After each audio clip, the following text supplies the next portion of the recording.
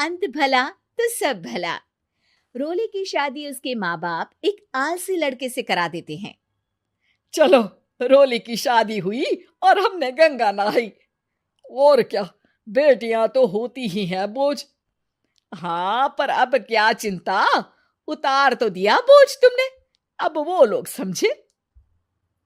ससुराल में रोली का पति कहता है, देखो, मैं कोई काम नहीं करता, ये बात तुम्हारे मम्मी पापा को बता दी थी मैंने। अब जो किराया आता है दुकान का, उसी से घर का गुजारा करना है। कभी भूल से भी कोशिश ना करना किसी चीज की डिमांड की। क्या मम्मी पापा को पता था कि आप कोई काम नहीं करते?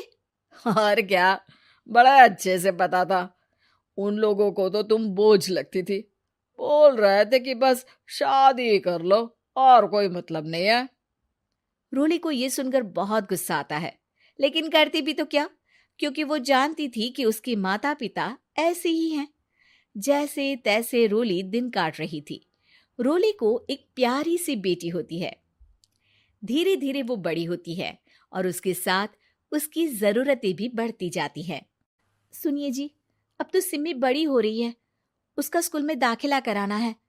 मैंने अब तक तो जैसे तैसे समय काट लिया, लेकिन मैं बच्ची की परवरिश में कोई कमी नहीं रखूंगी। अरे क्या है यार, अब तो लगता है कोई ना कोई काम ढूंढना ही पड़ेगा। अब पति रोज काम की तलाश में जाता और बिना किसी काम के वापस आ जाता। रोली समझ जाती है कि पति के अंदर अब काम करने की क्षमता नहीं है। वो बेटी को उच्च शिक्षा देने के लिए कुछ करना चाहती थी, लेकिन करती तो क्या करती। एक दिन रोली की सहेली कहती है, रोली, मेरी कोई औलाद नहीं है। अगर तू मेरी औलाद को जन्म दे तो मैं तुझे तेरे मुंह मांगे पैसे दूंगी। अरे, तेरी औलाद को मैं कैसे जन्म दे सकती हूँ? सरोगेसी से। बच्चा मेरा और वैभव का ही होगा, लेकिन कोख तेरी होगी। ये संभव है रोली।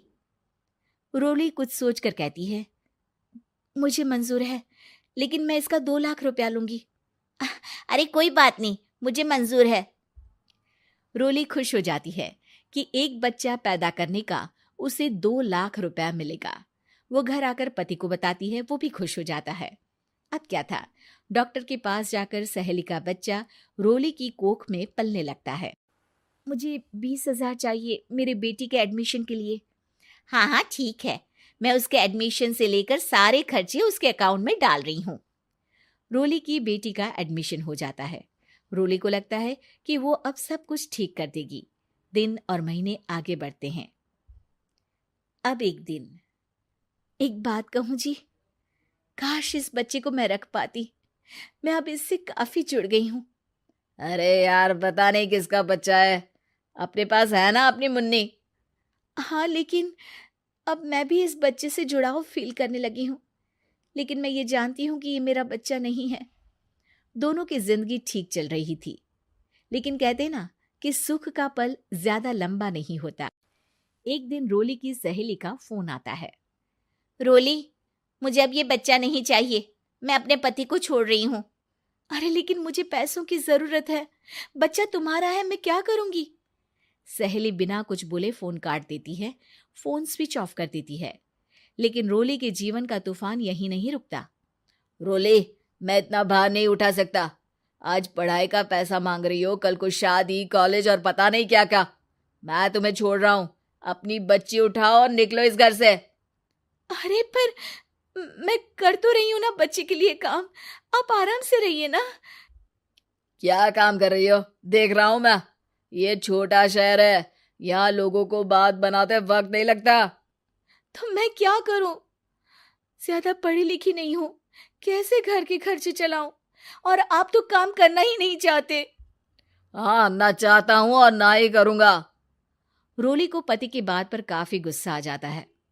ठीक है, अगर मेरे जीवन में संघर्ष ही लिखा है तो वही सही। इस वक्त पति होने के नाते आपको मेरा साथ देना चाहिए था, लेकिन नहीं, आपने तो इस हाल में मुझे घर से बाहर निकालने की बात कह डाली। देखो, ये सारी फालतू की बातों के लिए वक्त नहीं है मेरे पास।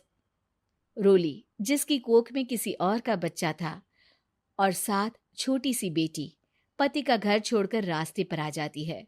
रोली के पास मायके के सिवा दूसरा कोई रास्ता नहीं होता। अरे रोली कैसी है? कितने दिनों के लिए आई है? हमेशा के लिए माँ। वो माँ को सारी बात बता देती है। ओए लड़की, इतनी हिम्मत का काम कर लिया। अरे ना ना, यहाँ कोई जगह नहीं है। तुम तो अपना बोरिया बिस्तर उठाओ और निकलो यहाँ से। रोली के पास अब मायके का रास्ता भी नहीं बचता। वो चुपचाप बच्ची को लेकर जा रही थी कि उसे दर्द होता है और वो डॉक्टर के पास चली जाती है और फिर वहां वो एक प्यारे से बेटे को जन्म देती है। कितना प्यारा है, कितने अभागे हैं इसके माँ बाप जो इसके पैदा होने पर भी नहीं है। तभी वहां डॉक्टर आ जाती है। रोली, बच्चे के पिता तुमसे मिलना चाहते हैं। आपका बहुत बहुत शुक्रिया। मैं इस बच्चे को पालूंगा, भले ही इसकी माँ ने इसे छोड़ दिया हो, पर मैं अपनी जिम्मेदारी निभाऊंगा। तो क्या आप मुझे इसके पैदा करने के लिए जिन पैसों की बात हुई थी वो भी देंगे? हाँ, और साथ ही आप चाहें तो मेरे घर में रहकर मेरे बच्चे की देखभाल भी कर सकती हैं। मैं उसके लिए आपको सैलरी दे दिया करूंगा। रोली को लगता है कि जैसे भगवान ने उसके लिए सुकून का रास्ता खोल दिया। वो अब मुकेश के साथ उसके घर चली जाती है, जहां रहकर वो उस बच्चे की देखरेख करती है। अब मुकेश के घर को रोली अच्छे से संभाल लेती है। उसके लिए खाना बनाने से लेकर बच्चों की देखभाल और घर की देखरेख। धीरे धीरे मुकेश को रोली से प्यार हो जाता है। रोली, तुम्हारी बेटी और मेरा बेटा बिल्कुल भाई बहन की तरह साथ रहते हैं। हाँ, आखिर है तो एक ही कोख के बच्चे, अटैचमेंट तो होगा ही ना। रोली, तुमने घर और मुझे दोनों को संभाल लिया। ये तो मेरा काम है। आपने भी तो मुझे छत दी जिससे मैं अपनी बेटी की पढ़ाई और भविष्य के लिए पैसे जोड़ सकूं। अब रोली, क्या तुम मुझसे शादी करोगी? अब मैं जानता हूं तुम्हारी भी शादी कुछ खास अच्छी नहीं रही।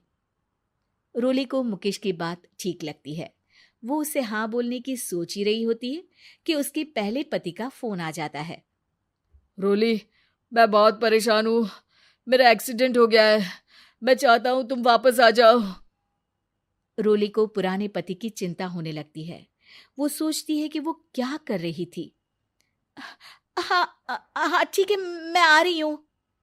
हाँ रोली, आ जाओ, लेकिन बच्ची को कहीं हॉस्टल में छोड़कर आना, क्योंकि मैं नहीं चाहता कि हम लोगों के बीच फिर से वो सारी बातें हो। रोली को समझ आ जाता है कि पति आज भी सुधरा नहीं है।